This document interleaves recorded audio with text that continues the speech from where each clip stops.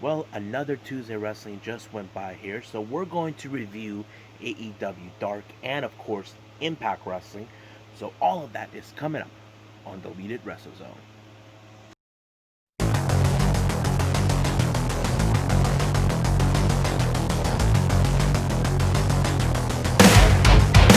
Are you ready? Get up, get up! Get up, get up! Get up, get up! Get up, get up! Get up, get up! Get up, get up! Hey, everybody, welcome to Deleted Wrestle Zone, all things pro wrestling from AEW, NXT, New Japan Pro Wrestling, Impact Wrestling, the National Wrestling Alliance, many promotions, wrestlers, matches, and championships. I am your host, J Rod here. So, before I start reviewing both AEW Dark and Impact Wrestling, I want to give you guys the good news that happened today. As you all know, NWA has now been partnered with the United Wrestling Network, which is David Marquez's company, where he showcases wrestlers from Championship Wrestling from Hollywood, Arizona, and Fit Memphis. Apparently today there was on their show called Prime Time, where Aaron Stevens, who was the NWA national national champion, apparently had to put his title on the line against Trevor Murdoch. Now, you guys probably ask me, why is that important? Before the entire pandemic, Trevor Murdoch has been trying to get his bloody hands against Aaron Stevens for a while. But Aaron Stevens had no intentions whatsoever to put the title on the line. His original goal when he first arrived to the NWA and teamed up with the Question Mark was to obtain every title he can get. That included the the 10 pounds of gold, the tag team titles, and the TV title. And of course, he already had the national championship in his possession, but he called it the third degree national championship because he thinks he's a master of karate, or as what's his name? Question mark karate. So that's what he believes. But today, the good news is Trevor Murdoch finally gets the title. He beats Aaron Stevens for the NWA National Championship. I'm so happy. I wish I would have seen it. But if you guys ask how can you see it, you can purchase it on Fight TV. Don't remember if it's $14.99 or so, but they will have the price range. You can actually see it from there. So if you guys don't have the app, download it now, and you can watch many wrestling shows there. They even have the Rosa and many other matches you may want to see. So I think that's about it. So let's start with AEW Dark.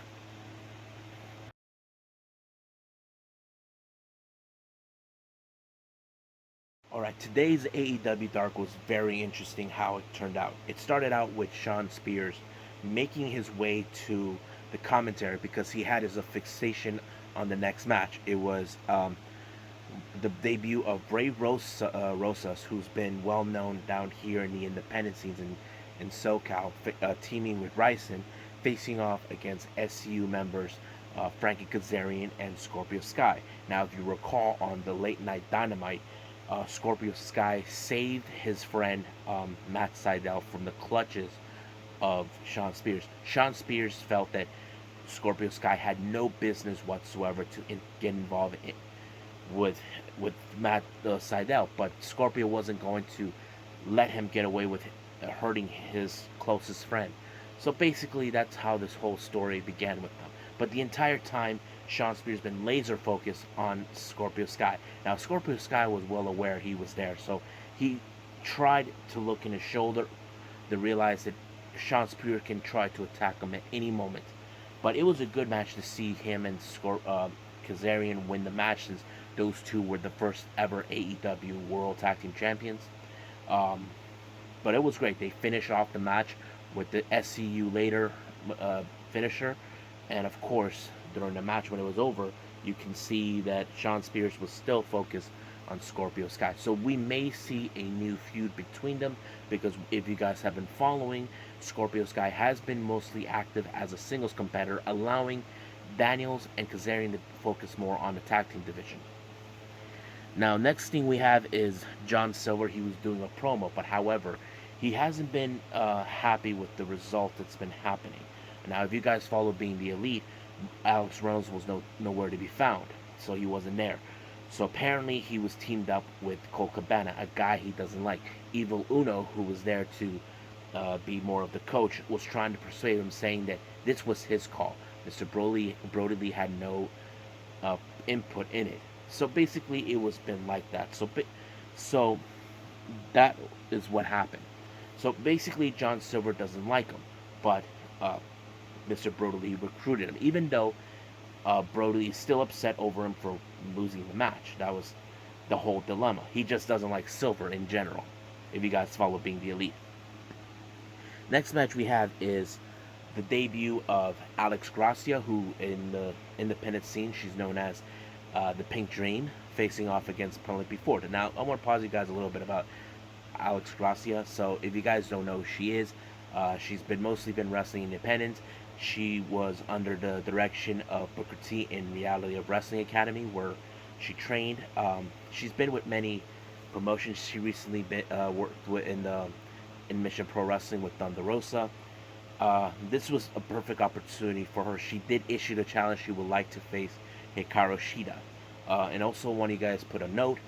Alex Gracia, on the other hand, is amongst the women who spoke out against Joey Ryan. Now, don't get me wrong, she had every right to speak out against him, even though some of you may think, I'm being a little harsh. No, I'm just letting you guys know who she is if you guys are not familiarized with her.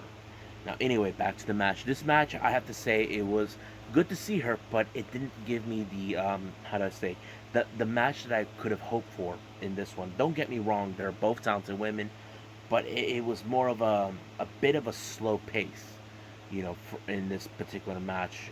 Kip Sabian did not interfere, but frankly, Penelope Ford picked up the victory. I'm to be honest with you, I'm a fan of Alex Gracia, but I feel like she could do better. She learns from her matches, but this is not the end of her. So we'll see how that goes. Next match we have is Best Friends facing off against Mbadu and Bishop King. So this was one of those matches, you probably know it's a squash match because you see the Best Friends will beat the Jobbers. So basically that's how it ends with that. And then we have, of course, a little promo by Brandon Cutler. As you know, Brandon Cutler hasn't won a single match as a single competitor and as a tag team competitor when he teamed with Peter Avalon. So basically, he's giving Peter Avalon a message saying that they have to break the tie regardless, because both of them are about almost equally of the amount of losses they had ever since they got signed with AEW. So we don't know what Peter's response is going to be, but it'll be good to watch. Next match we have is 5 and 10 of the Dark Order facing off against Jurassic Express, Luchasaurus, and Jungle Boy, along with Marco Stunt. So majority of the match, we see you see more of the spots with Jungle Boy trying to do more maneuver, but of course we want to see the big man, the big dinosaur himself, getting the match. But it was an excellent match how it ended, with everything else. 5 and 10 did not win this match, so I'm curious to see what Mr. Brody Lee will say on the next Being the Elite. So the Jurassic Express won this match completely.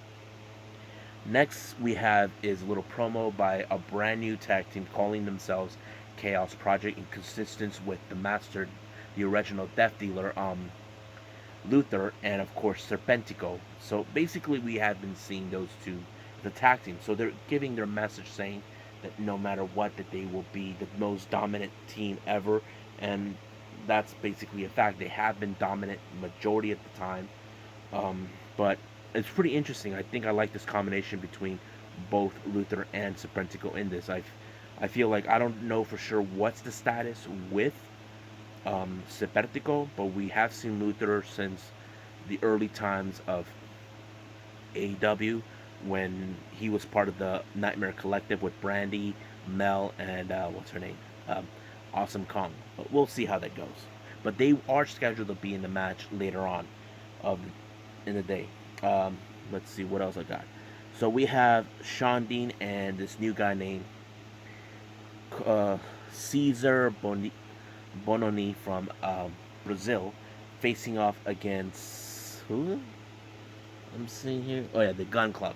Now this match was a different dynamic because if you guys you ask yourself who is this Caesar, I never heard of him, but he seems like a very interesting powerhouse wrestler. But of course, always we seen the Gun Club actually winning, in these type of matches. But frankly, that's the result. So I have to say with this Caesar Prezini, I wouldn't be surprised if we see him in the next AEW Dark as a singles competitor. So all we got to do is wait and see where they're going to go. Next match we have is there was a little promo with the Nightmare family giving their message to Dark Order, saying that no matter what, that there has been no easy tension between both the Dark Order and the Nightmare family. So basically, they haven't finished them off like they thought it would. But however, Brandi Rhodes has a message to Anna Jay. She hasn't forgotten, but she's still a little upset that QT or Dustin were not there to back her up when Anna Jay got away with it with her match winning thanks to um, Stu Grayson and Evil Uno causing the interference. So she said that she was going to put her foot up her butt. So basically, that was the case. Let's see. The next match is a women's match. We had Red Velvet versus Tay Conti. And on the ringside, we see Anna Jay right there with her, or right there watching. However, the match was kind of interesting to say.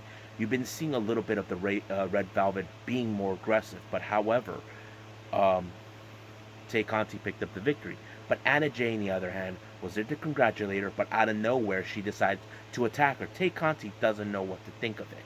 So basically, she knows she can trust her, but the real question is, what is her problem? And out of nowhere, here comes Brandi Rhodes to make the save.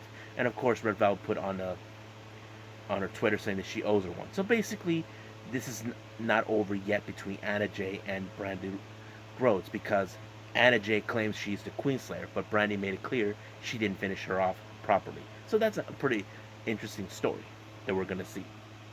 Next match, we have Brian Pillman Jr. teaming up again with Griff Garrison to face off the Chaos Project, consistent of Luther and Serpentico. This one was a very interesting match. I have to say, I'm starting to become a fan of Chaos Project because it's a very interesting group. Because I've always been fascinated with certain tag teams that have interesting gimmicks. Like you look at the Legion of Doom, better known as the Road Warriors, Ultimate Warrior, all those type of guys that have interesting character-wise how they develop. And this is one of them. And they actually did throw a lot of tag team maneuvers, aggressiveness with these two, and Chaos Project won this one. I'm thinking about getting one of their shirts. We'll see how that happens. Next match we have Rache Chanel versus Nyla Rose along with Vicky Guerrero, but well, you guys know how that goes. Nyla Rose, as vicious as she comes, she defeated Rache Chanel. So basically, it was a no-brainer how it ended. So that's how it goes. Then the main event, we had Dark Order members Colt Cabana teaming with John Silver, better known as Four, facing off against the Natural Nightmares, QT Marshall, and Dustin Rhodes alongside with Brandi Rhodes. So this is one of those matches where the rivalry between both the Dark Order and the Natural and the Nightmare family continues on. Now, as you know, Colt Cabana is still unaware of what's been happening with the Dark Order. What is their deal? Like, he doesn't witness their onslaught right after a match. Mr. Brutally always sends Anna Jay or Uno to take him to the back. So we'll see how that happens. But John Silver had no intentions to, be a team player with Colt Cabana whatsoever. He's always been with Reynolds, but at the same time, he feels that Colt Cabana screwed up after the last time. But this time, it seems like maybe we could see the beginning of maybe Colt Cabana stepping away from the Dark Order. So that's how the whole thing ended. So hope you guys get ready to see the ones in at war with AEW Dynamite. It's going to be interesting. We're going to see Cody Rhodes make his decision on what Brody Lee said to him and many other things. So all of that will be next for tomorrow, and I'll put this on Thursday. So right now, let's jump in with Impact Wrestling.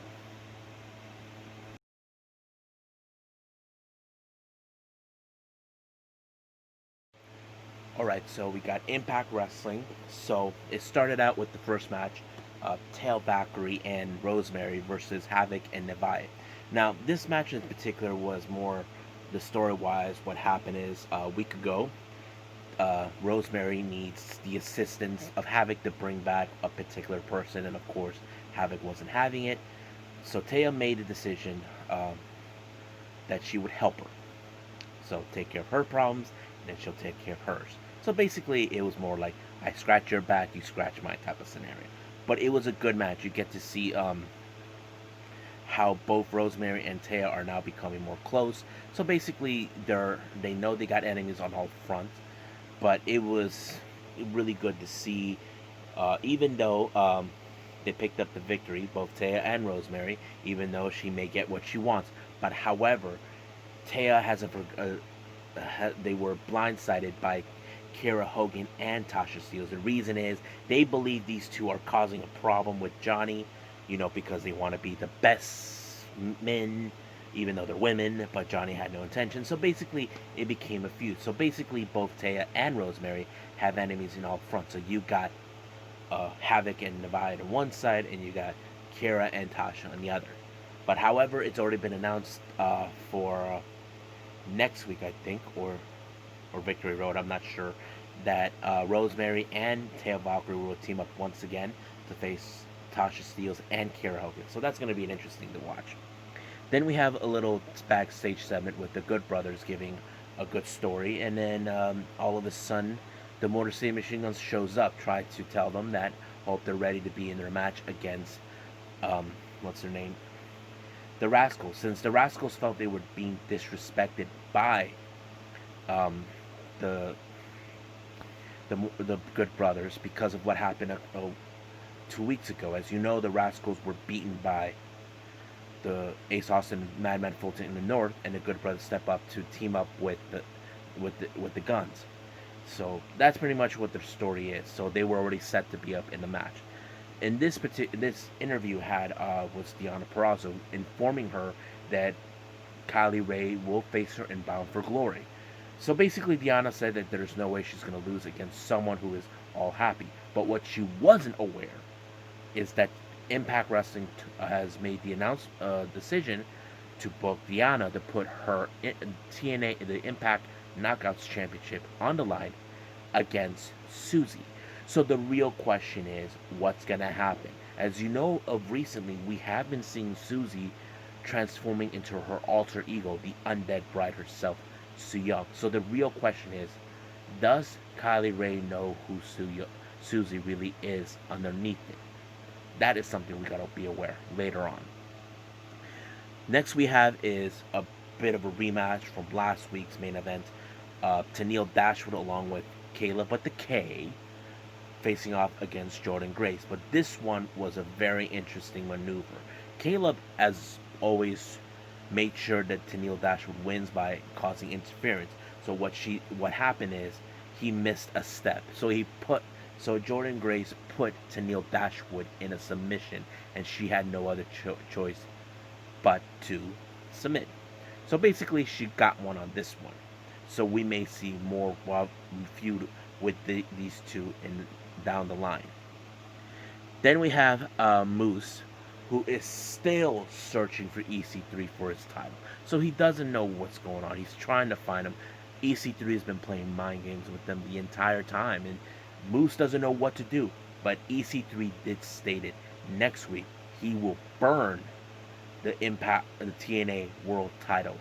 Burn it so he can be free. That is something Moose cannot let it. But the real question, will EC3 succeed in destroying the TNA World title belt to set himself free, or Moose will finally rescue the title, even though it's not important? We'll just wait and see when that happens.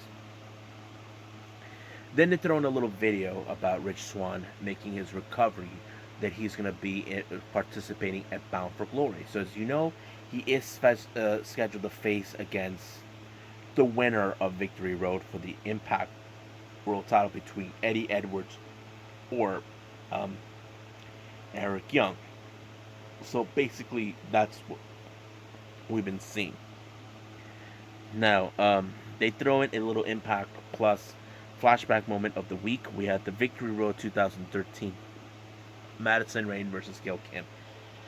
Uh, that was a pretty good match. I'm not gonna lie, but I didn't. I missed who actually won because I had something else that was got my attention.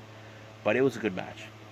Then we go to the outside of the venue with Rhino talking to Heath about the campaign, what they did, that they managed to get Impact Wrestling's attention. But however, what happened next, Heath did not use the cash that he stole from Hernandez, but out of the blue, the Reno scum attacked him and Hernandez got his money back. So basically, that's what happened. Now, Rhino went up to Demore asking him what happened. So basically, he tells him, look, just let me handle this and you can take her to rest. So basically, he told him that he'll have an unsanctioned match between Reno Scum. So he's teaming up with Heath. So this is going to be amazing. So this is going to take place at this Saturday's Victory Road. I can't wait to see it.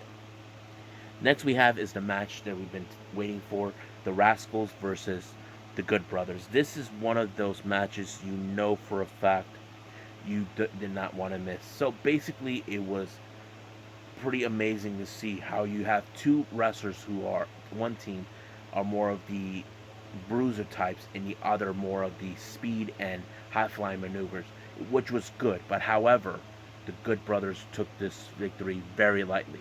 But now they finally made their intentions know why they came to Impact Wrestling.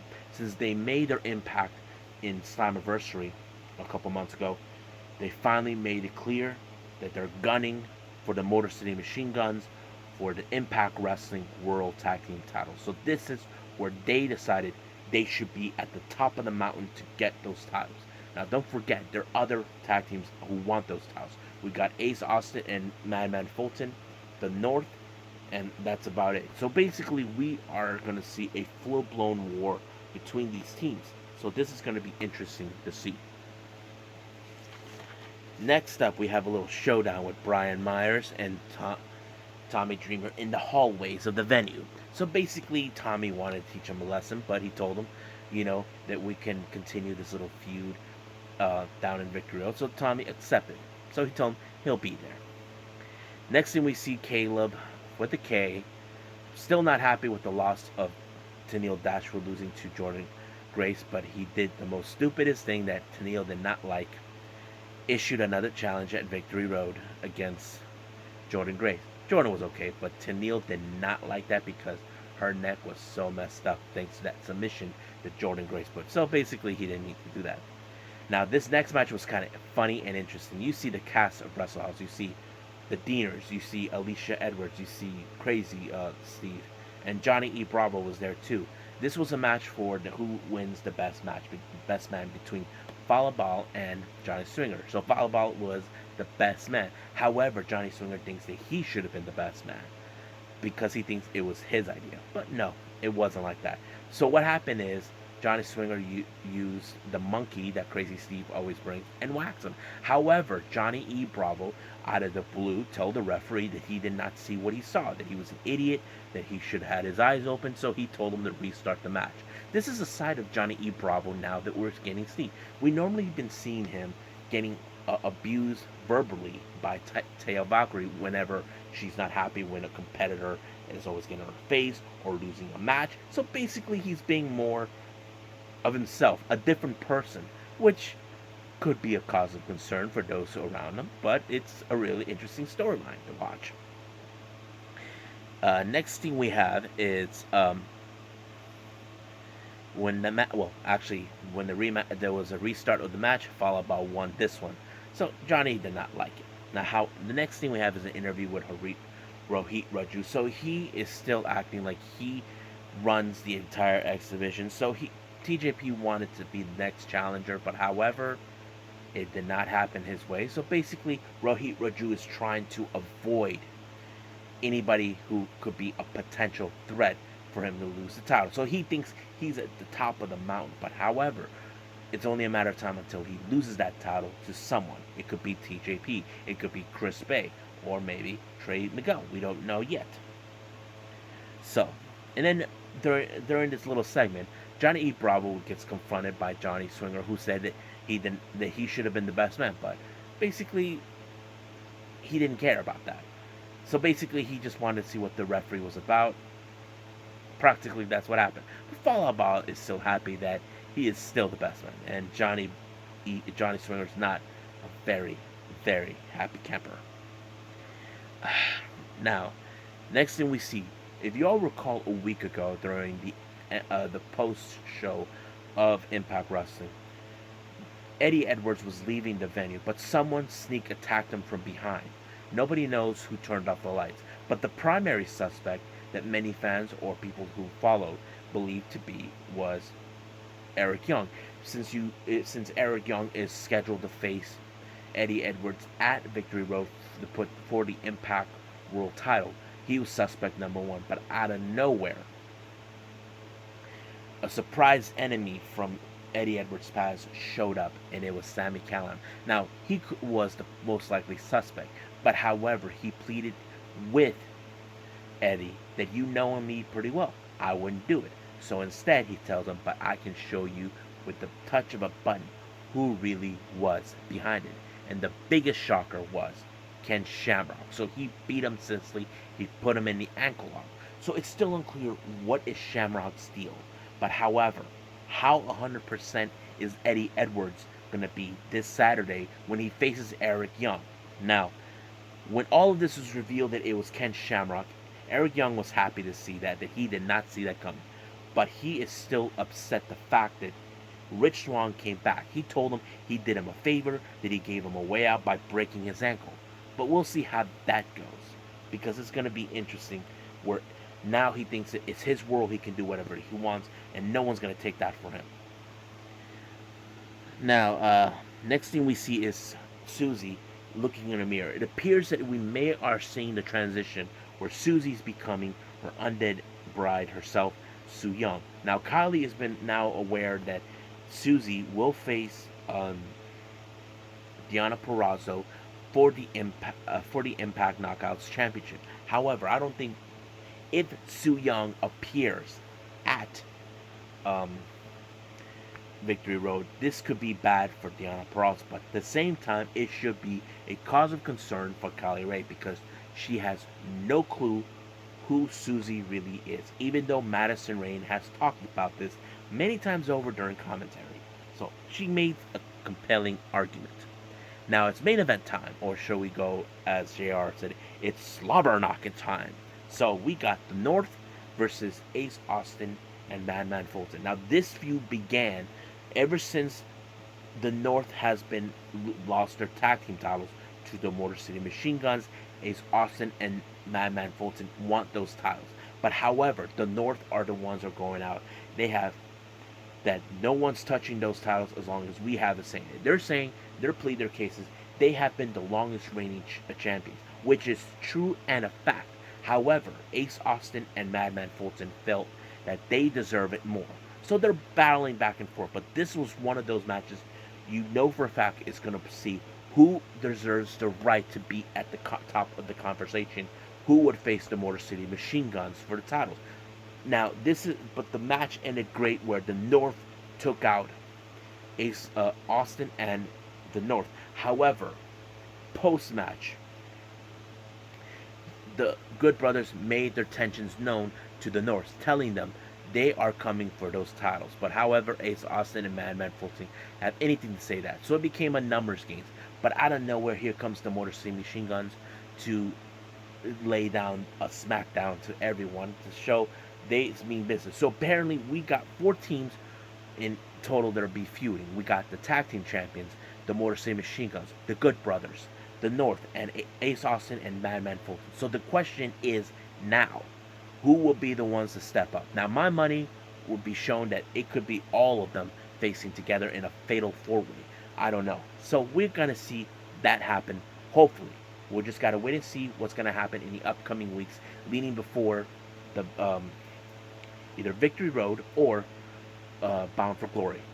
So I think that's about it I got for all of you guys. So I hope you guys enjoy this episode. I'll be doing the Wednesday Night War and until Thursday, releasing it on Thursday, uploading it, getting all the results. I'm also getting the ratings once it comes in.